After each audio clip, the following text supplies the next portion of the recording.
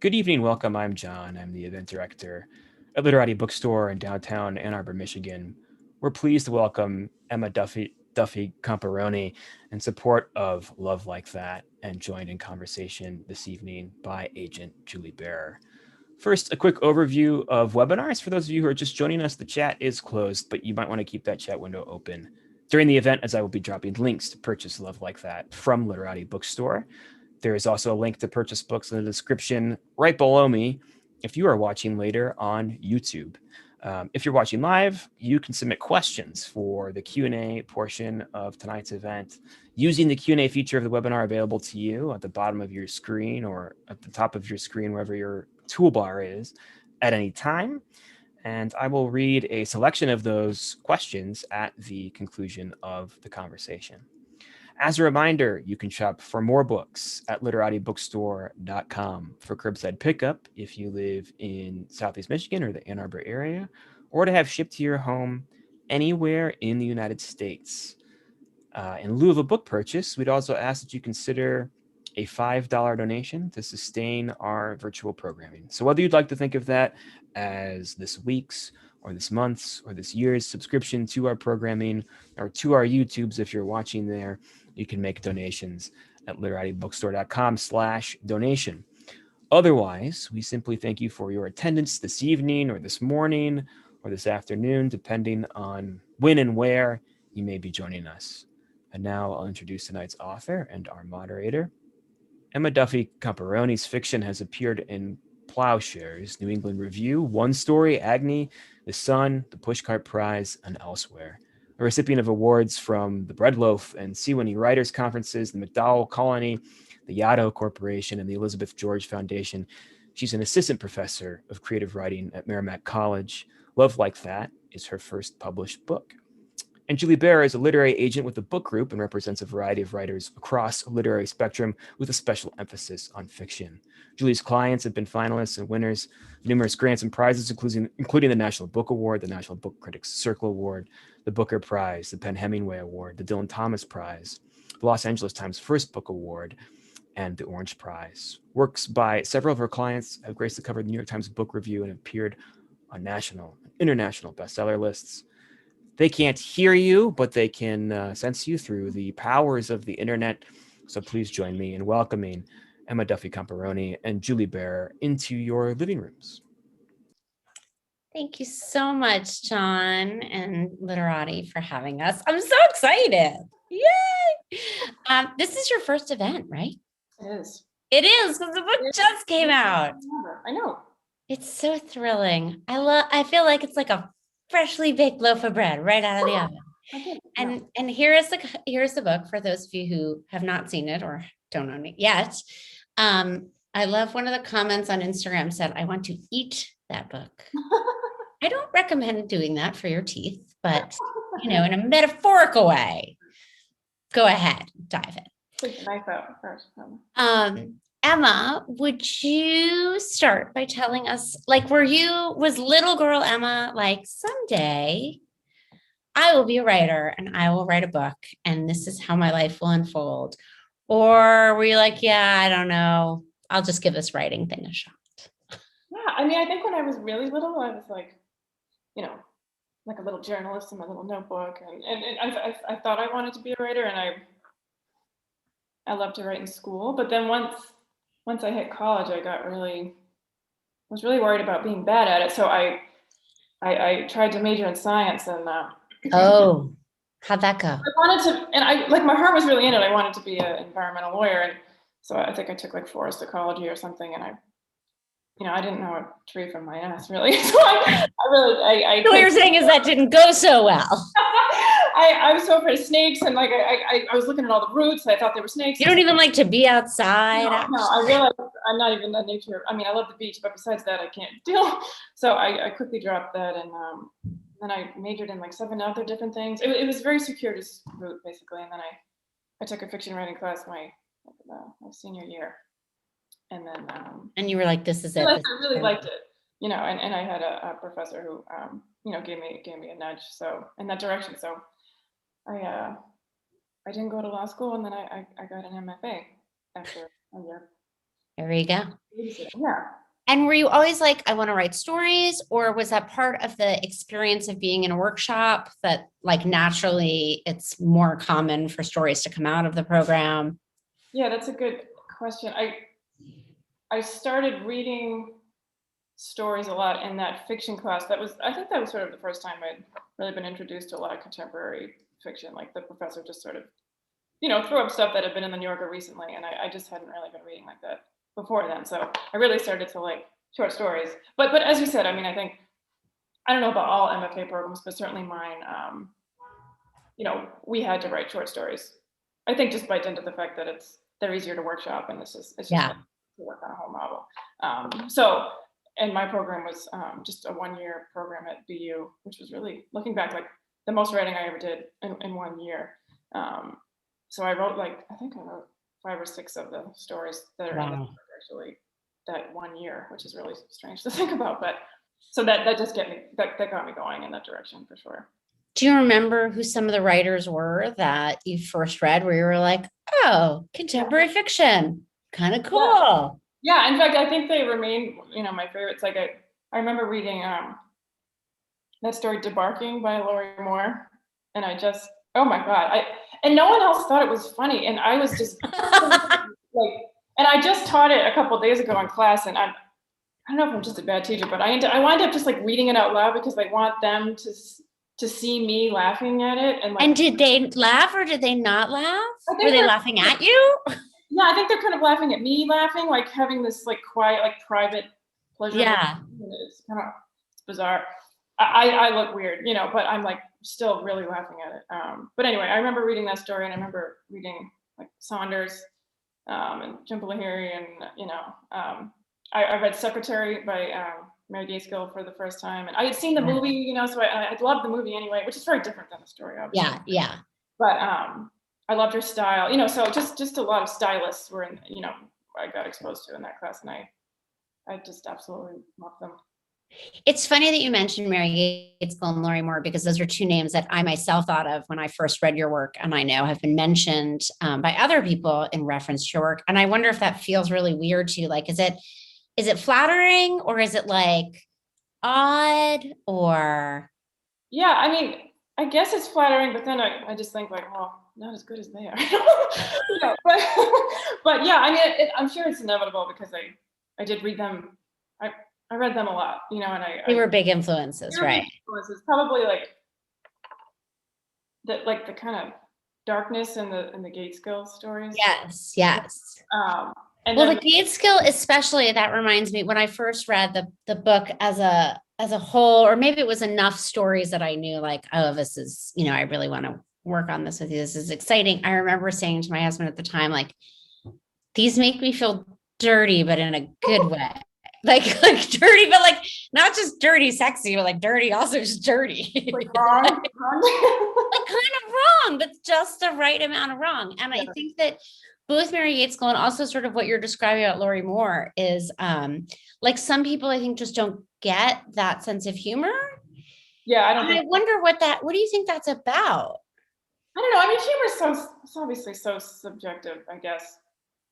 And I'm just like very. Yeah, I don't know. I think Laurie Moore. I mean, I'm sure most people do, but I think she's just her stories are just unbelievably funny, and that just really kind of mordant, kind of wry sense of humor. And Right.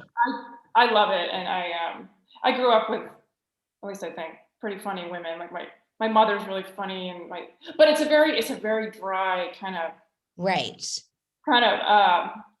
scrappy, I guess, sense of humor. Like a little. I'm very crude. Like I think people are surprised when I open my mouth. Like I'm really. I have a mouth like a whatever they Truck say. driver, as they say. Or whatever. But do you think they're surprised because like you're a woman? Is that a gendered thing? I think so. Oh, definitely. Yeah. I think it is. I think because I'm also, in some sense, I'm very shy, and I don't know.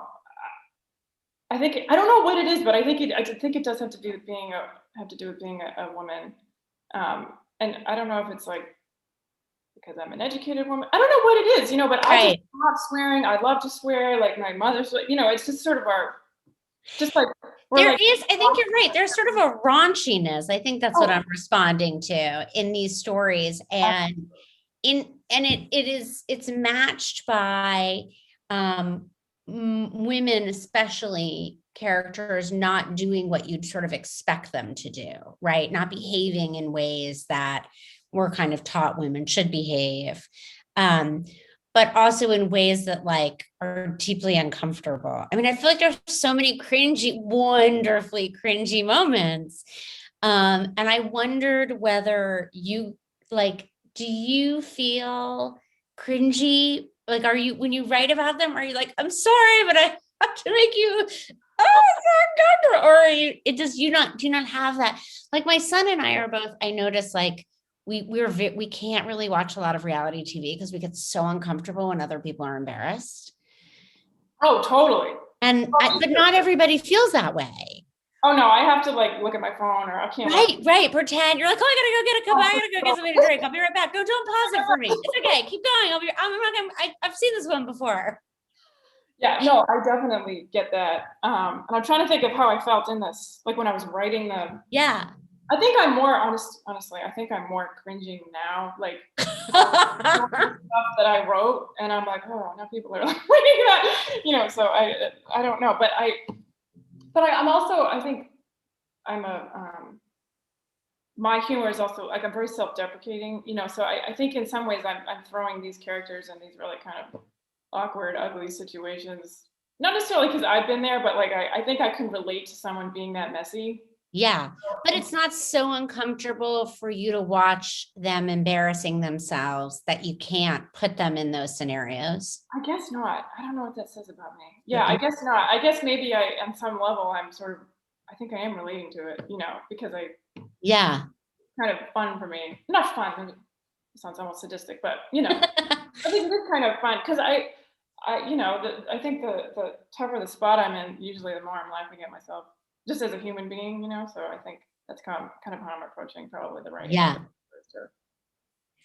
We were talking a little bit earlier, you and I, about the idea that some of these women are like unlikable, whatever that means, which I don't think we know what that means, but I'm just sort of curious what you think. I mean, to me, what I think that means is that they don't act in ways that we expect women to act in certain situations.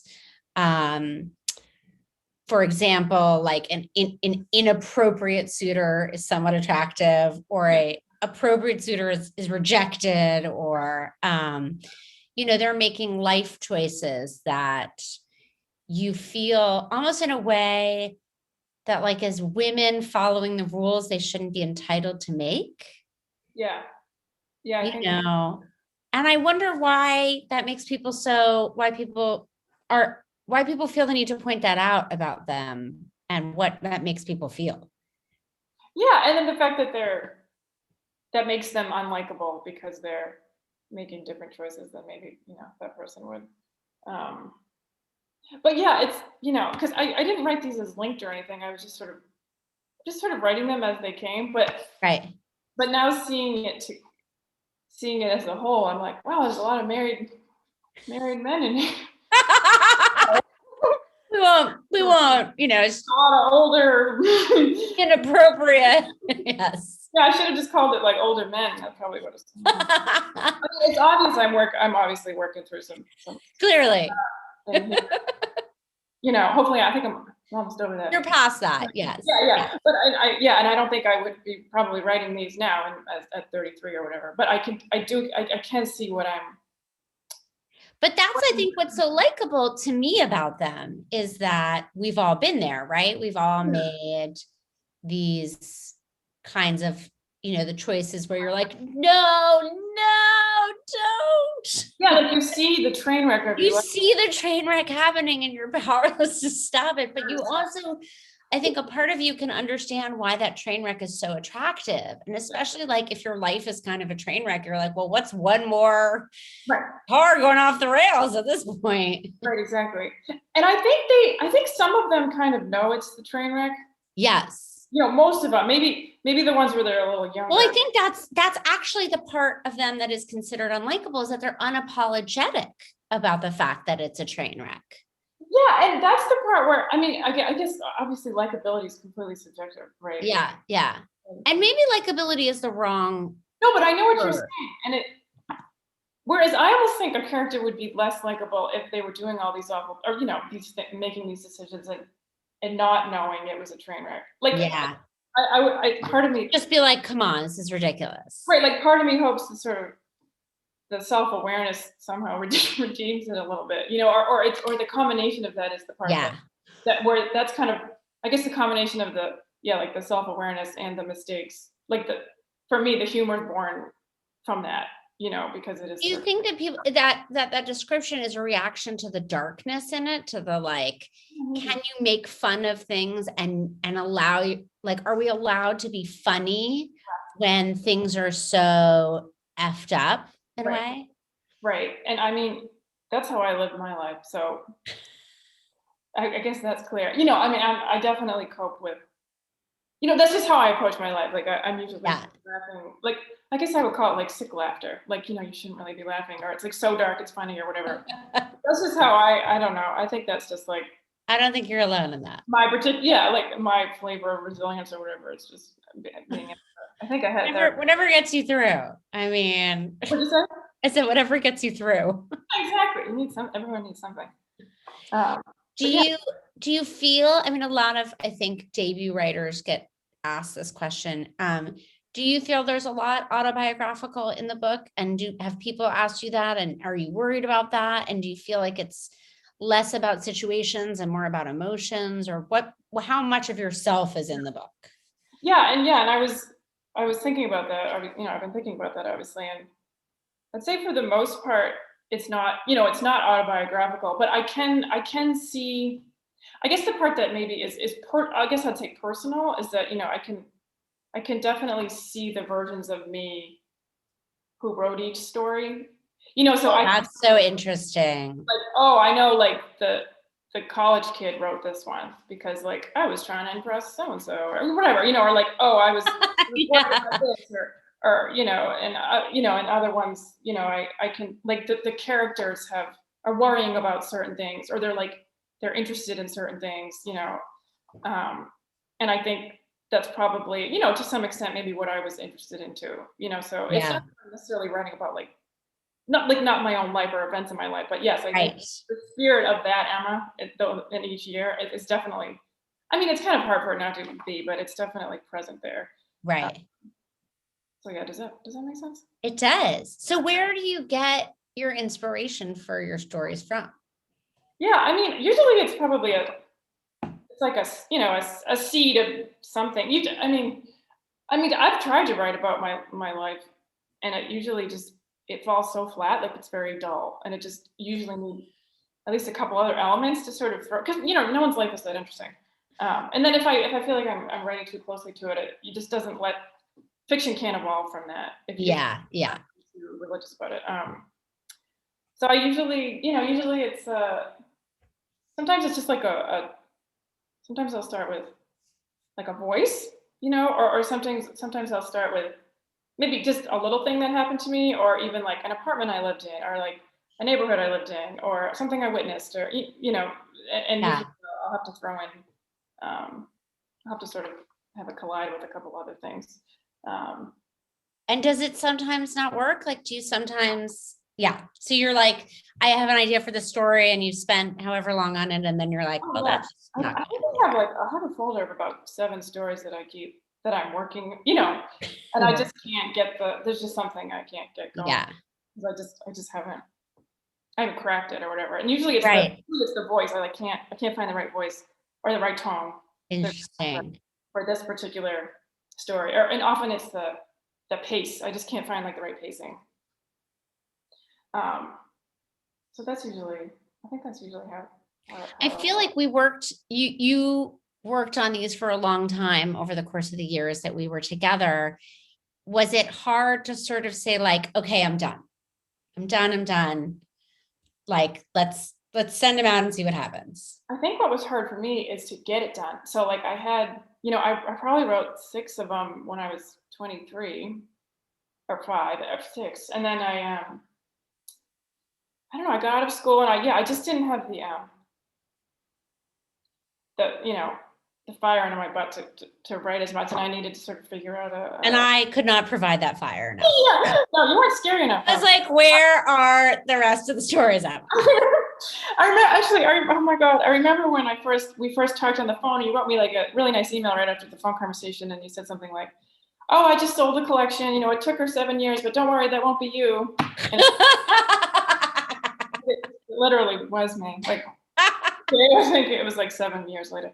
But yes, so I wrote a bunch of them, and I got them published sort of quickly, like all in 1 year, and then there was just like a real dry spell, and then I wrote, I think, 2 more, and then I remember I think there was like 3 years where you were like, you just need 1 more, buddy, and then just 1 more. I honestly, I don't know if it's that I don't know, I probably just was spending my energy on other things, I moved, I started a new life stuff, yeah, giving me a run for my money, and yeah.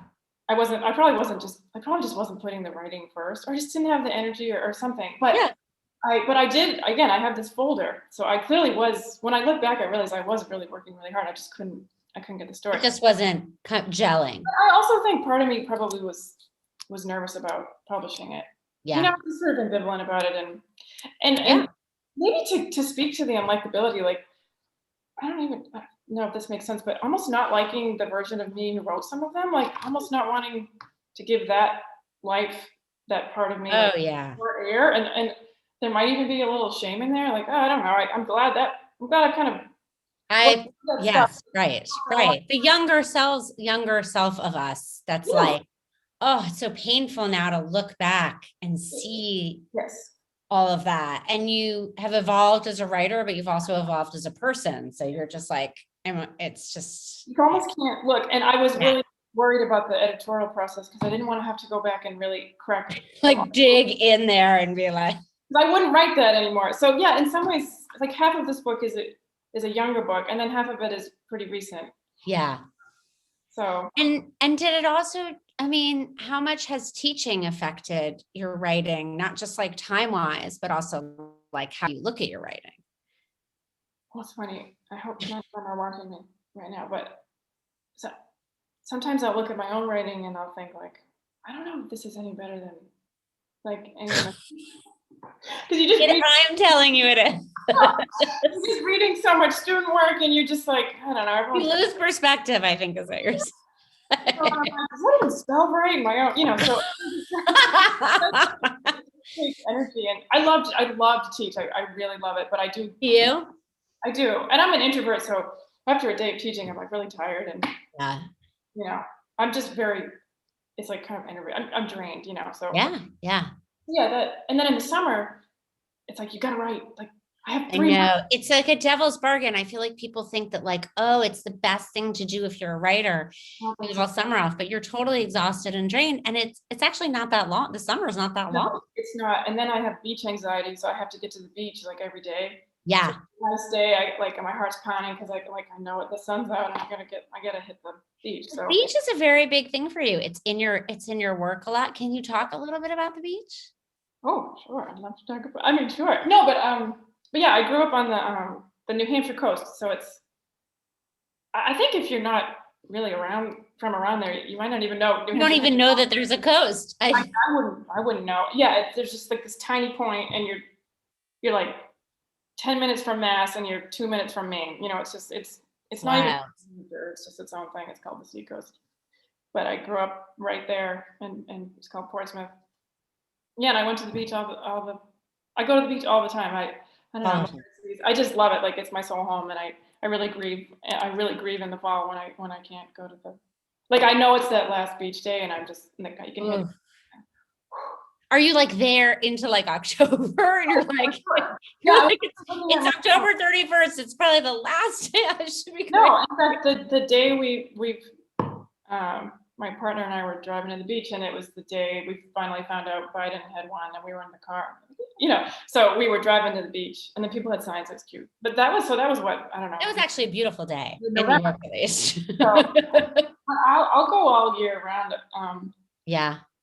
Not so much anymore because I'm in the city and I'm not quite as close, but when I lived 10 minutes, I would have a little tea party with my down coat in like January, and I love. Are you like, would you swim in the cold winter? swim strong, but I've had years where I'll just jump in like once a month.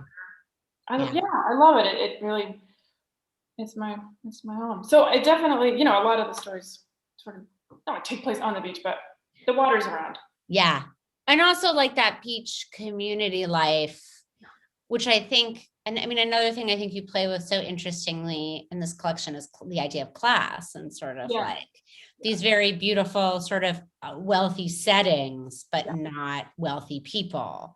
Or, people think of the beach and it's like, oh, you're on a beach house, it's all fancy. No, not at all. And a lot of beach towns, not mine as much, because mine's not really a beach. My hometown isn't technically a beach town, but beach towns can be pretty desolate in the winter. Yeah. Well, and there's such an interesting tension. I don't know if interesting is right. Complicated tension, right? Between the people who come in the summer and spend all their money and keep the commute, that money keeps the year going, but then all these people are left dependent on it. And and that does. Yeah. And I really, I do write about, not a ton, I guess, but, my town really, I saw it, really gentrified as I sort of was in, I guess, grade school and high school. And it has changed a lot. It feels like I don't know, like the soul of it's different now. There's all the, I don't know, there's all these hotels. Big houses. No one's even in them. It's a real bummer. I think it's going to kill the town, honestly. But I don't know. They just sold out to the developers. It's a bummer. It's a beautiful town. But yeah, I feel like it's lost a little bit of its charm because everyone kind of discovered it. Yeah. And it's worth discovering, but yeah, so I realize I have a lot of that in there too. Just that anxiety about kind of getting pushed out of your own, your own town. And what has it been like in the year of COVID writing and trying to be creative during such a, paralyzing generally, like some, very few, but some people have found it very creative, but most people are. And I'm super jealous of them. And they make me feel even worse about myself because I have not been one of those. I thought like the first couple of months it was really cozy and I got to go remote for school and that was really great. And I was in a nice little group, but then I got really sick of the living room and everyone's home and I just, not to be too precious about it, but it's nice to have a door to close on yourself. Yes. Not on yourself. And I like my coffee shop. These are very silly problems. These are not problems, but they're still, I mean, I think that it is like, you do realize, oh, I'm more creative when I have silence, when I don't have stimulus, or when I can get out of my house, or, it's just like, it was harder to sort of fill well. And so, no, I was not one of those success stories, to be honest, but I think I'm getting back on the horse because I got a little space to myself up here. So I like that little. It's an attic and it's, it's whatever, but it's great.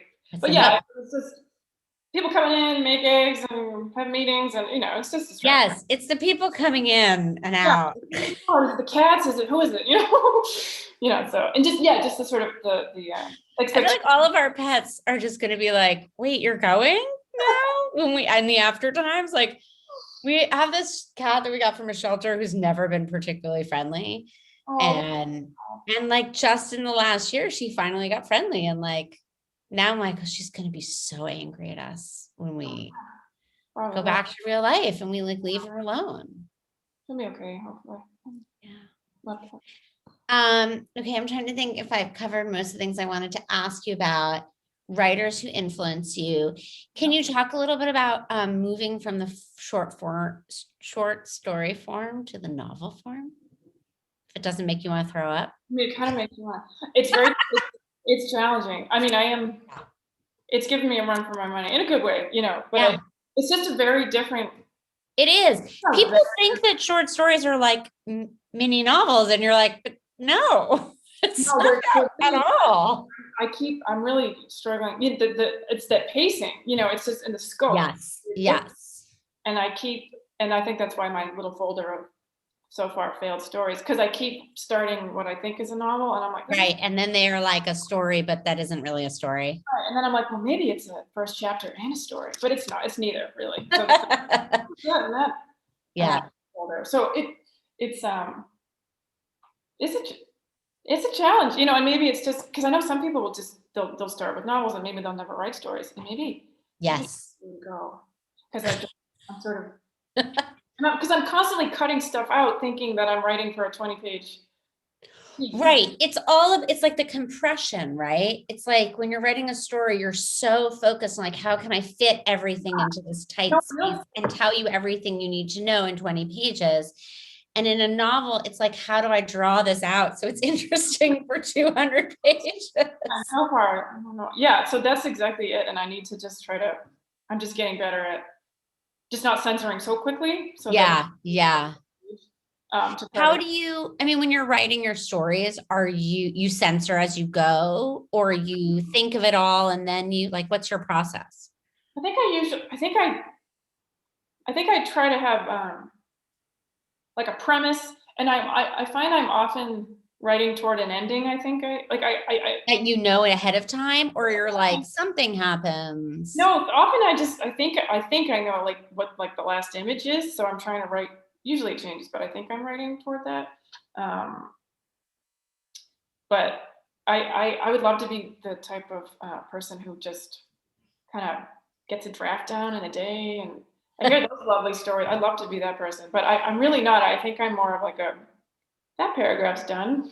We'll move on. I don't think that works as well. Yeah. Because, but for me, if I don't like the last sentence I just wrote, like, why would I continue? You know, like Fair. So you're not like, I'll just figure this part out later and I'll just keep going. Like some people are like, blank, blank, blank here. oh, I wish. Do something with the door. Let's see. No, because for me, it's like, well, if that I don't like that paragraph, then I don't even know what the next one's supposed to be. Right. Right. I'm really trying to change my.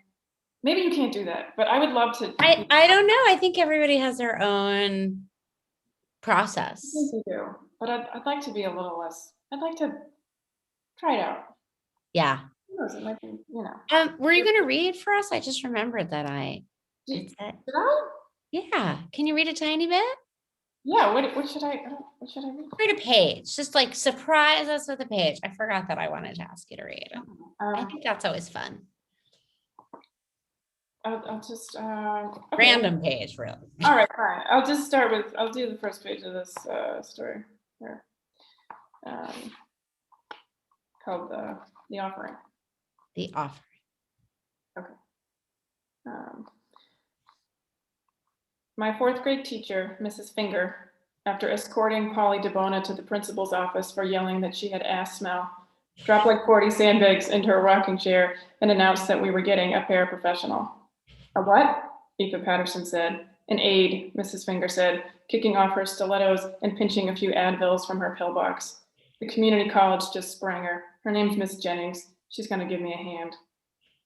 Mrs. Finger was built like a mattress, with cashew-colored skin and hair, and was struck daily with back pain so violent she made boys shoulder her like pallbearers to Nurse Erickson's office. She was a relic of earlier times, before the PTA swelled with professors and psychologists and nonprofit executive directors, the perfects, my mother called them, parents who nobly sent their children to public school, who made sandwiches with sprouted grain bread, who, against school policy, requested specific teachers, which my mother only learned about after the fact. This explained why all the fancy cheese eaters were next door in beautiful 28-year-old Miss Weeks' class, studying the Nile while sitting on bamboo mats and listening to Bach. While on our side of the accordion wall, kids choked down subsidized chicken fingers, hurled the occasional plastic chair through the window, and during story hour tried to pierce their own ears with paper clips. We hadn't gotten to geography yet. All we got for music was Mrs. Finger's labored breathing and the occasional fart blown from the back of the room. Ah! I guess there's that class stuff coming in right away. Right there. Also, you love to write about a classroom. Yeah, I guess they are a lot. Yeah, I just realized that. What's that about? Well, it's funny that because you asked about where stories come from, and that one was like a whole sort of hodgepodge of stuff. But when I just went to a public school, but for some random reason, my elementary school had this like award-winning, renowned program for the deaf. So like we always, in every class of mine, I always had an interpreter. Wow. So I made her, you know. Yeah. But I was just like, I think I got like the ASMR thing, like watching the hands. Like I would be falling in love with these women, like these interpreters. I just I loved their hands. I like tried to teach myself sign language. Wow. And there was this one woman she was just very a little inappropriate, you know, just a little adult, you know, but I loved her. And so that's the definition of like half the characters in your book is little inappropriate. A little, you know, but like, and I remember my mom being like, "Who's this woman?" Like, I think we were getting too close. It was like weird. I think looking back, my mom was like, "What the hell?" You know, like who's this? But I just loved her, and I talked about her all the time, and I think I was like in love with her. You know, like she was just so interesting, and her hair smelled, but totally inappropriate. Like made us brush her hair, like weird stuff. But anyway, so I wanted to write about like being a kid and kind of being entranced by like, yes, you know, for like the kind of the wrong reasons, but not knowing it, you know. But like, isn't it weird? You think back to those people and you're like, now I'm the age they were then. Oh, I know. Yes, no, I really am. I know it's very strange. Yeah. Right. Like, would I be getting back, like asking for back rubs from all the kids? You know, like, I think there are rules about that now. Now there are, but that you can't and you should not. Exactly. But yeah. There's also a lot of mother-daughter stuff in this book. Oh yeah, definitely. Yeah, and a lot of sisters too. Like a lot of. Mm-hmm. Do you have sisters? Do you have siblings? I have one sister. Yeah, she's a lot older than me. So in some ways, a lot of my life was like her going off to college was such a sad thing for me, and then I was kind of an only child after that. You know. Yeah. Yeah. But yeah, a lot of mother-daughter relationships for sure. I mean, you know, it's a rich subject to mine. But you know, it's funny. Most of the mothers in here are not anything like, thank God, my mother. you know. So I'm like at all, luckily. Yeah, that makes me feel a lot better. Yeah, no, I'm like, God, I hope she doesn't. People don't think this, you know. But I think people totally make that assumption. Oh God, especially the mother. Jesus, no, not at all. What I hear most from writers is that there's like somebody in their family who's like, I can't believe you didn't write about me. And the writer's like, I did. And then somebody else who's like, I can't believe you wrote that story about me. And the writer's like, that was not about you. I know. I think you're kind of I know. Yeah. I think you can't win either way, probably. But you can't win is the moral of our evening here. Before I ask John if there are any questions, do you have any questions for me? Would you like to ask me a question? No, I was kind of, but you kind of already. I answered. Well, I do sort of like the fact that you thought it was dirty. But you kind of already talked about that, so. It was dirty good though, like good dirty. Uncomfortable. I mean, it's funny because I really can't watch uncomfortable stuff, but I can read it. And I think one of the things I love so much about this book is that that feeling of being uncomfortable or awkward or sort of like train wreck. I love to read to feel. So I feel really strongly when I read it. And I also think those feelings are unexpected. And I like that surprise. I like to read things that don't feel like everything else. And that's like the Lori Moore thing where you're just like, she really went there. Like, I did not think she was going to do that. And now, right. You know, there's a dead baby or something. Right. But yeah, I think I have like, but yeah, even just, I think a couple stories have like the word ass in the first. Yeah, I mean, it's not expected, and I like that about you. Right, it's just the crude. I don't know if the librarians are gonna like that, but yeah, it's just you might end up on some censored list. Very exciting. We get a lot of press about that, and then no such thing as bad publicity. No, I hope not. But yeah, that's definitely my humor, I guess, coming out. It's good stuff. All right, I'm going to ask John to join us to reconnect. Hello.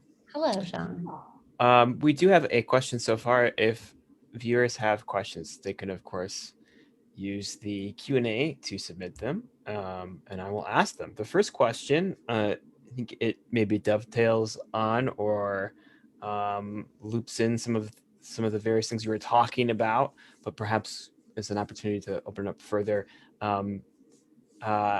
Hillary writes, Hillary from Publishers Weekly here, who reviewed your fabulous collection. Hillary, thank you for joining us. The proviso to, quote, write about what you know is one writers often use as a guide. You really nailed all of your disparate characters, especially the ones in the story package deal. Can you talk about characters that you didn't know as well? Or do they all reflect a different piece of you? Great question. Yeah, she brings up a good. So yeah, I have a story in here that's kind of deals with like a blended family. So I was familiar with that dynamic. I tried to kind of write the archetypes of the main players that would be in that kind of a situation.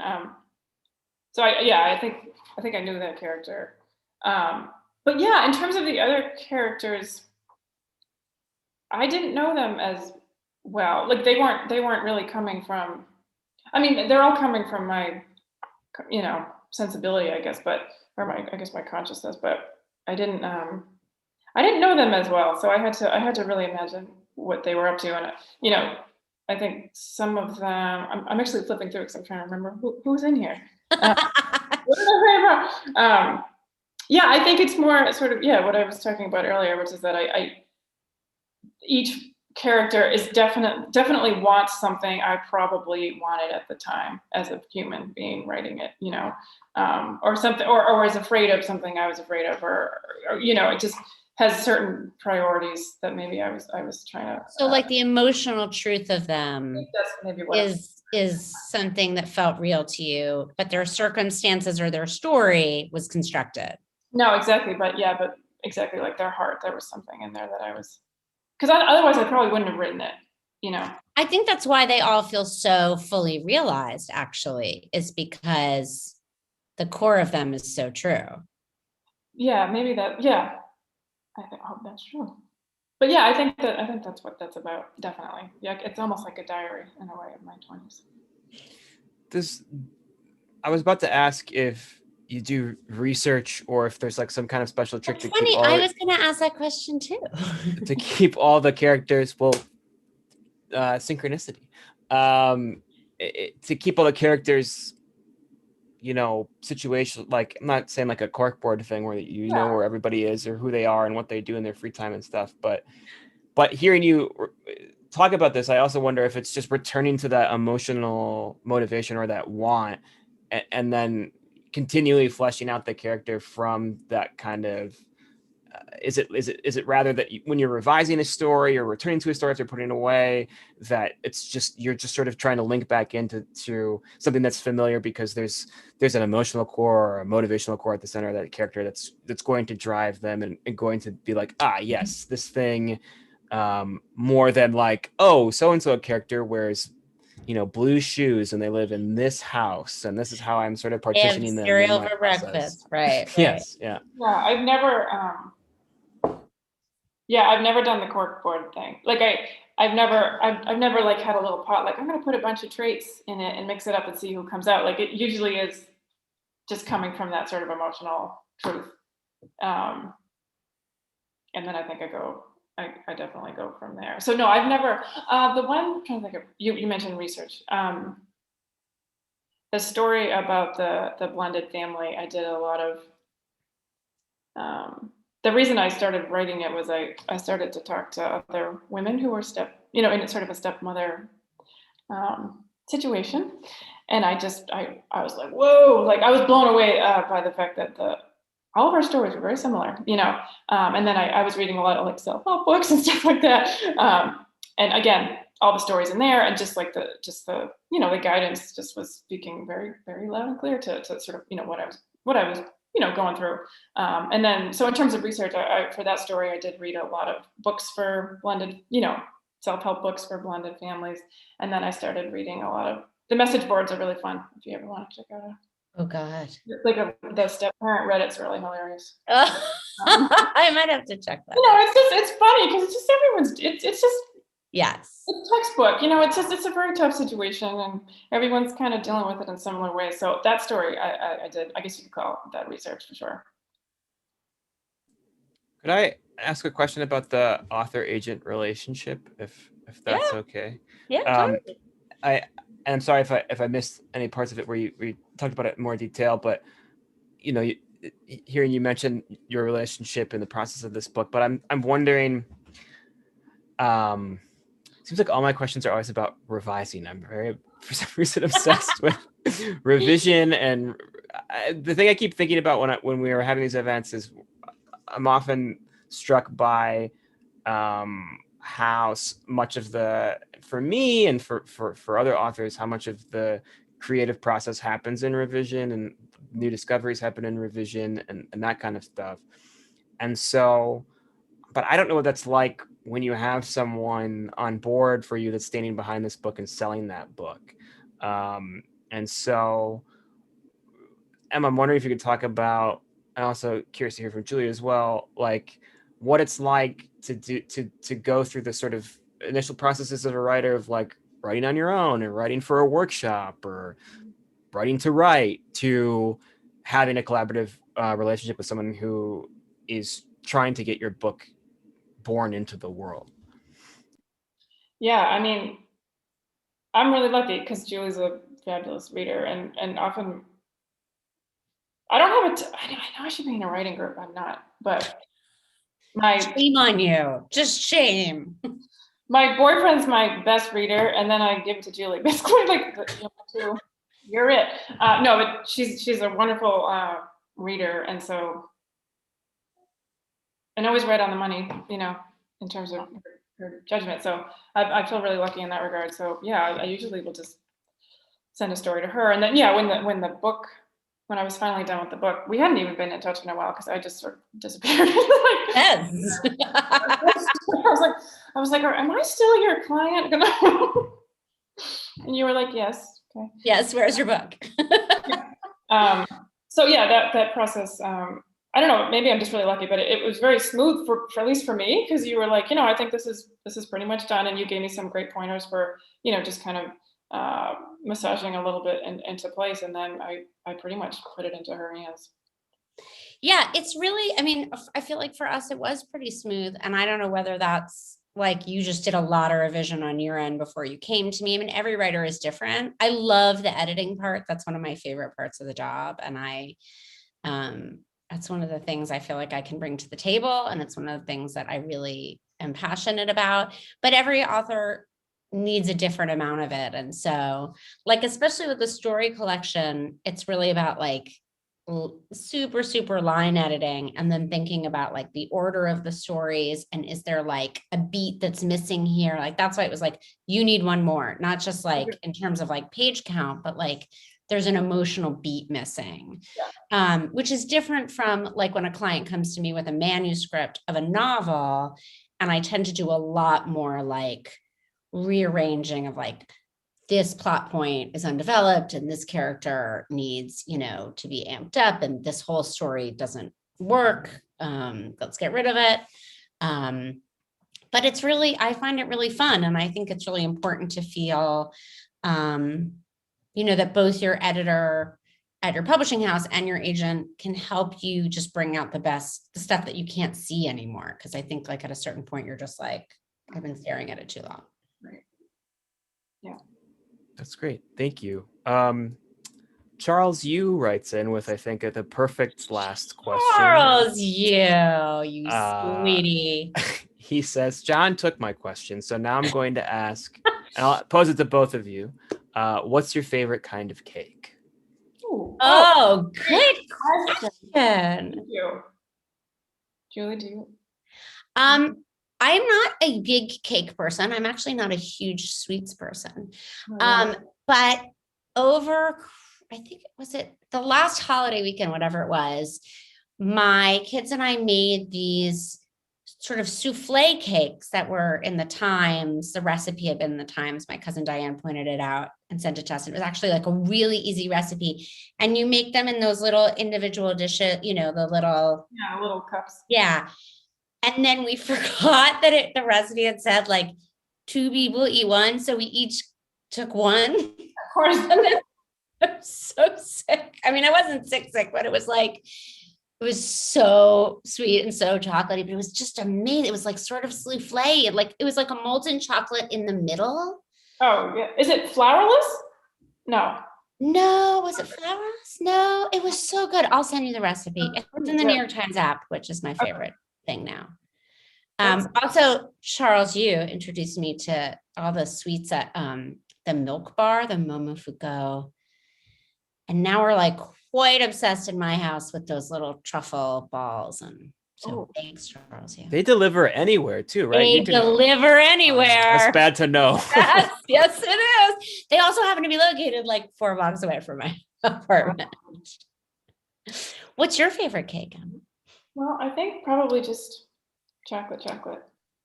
Standard. Chocolate with chocolate icing. Yes. Yeah. But I did find this, I've been making this, not like all the time, but when I make a cake, I've been making this pound cake. It's really like in a bun, or is that what you call it?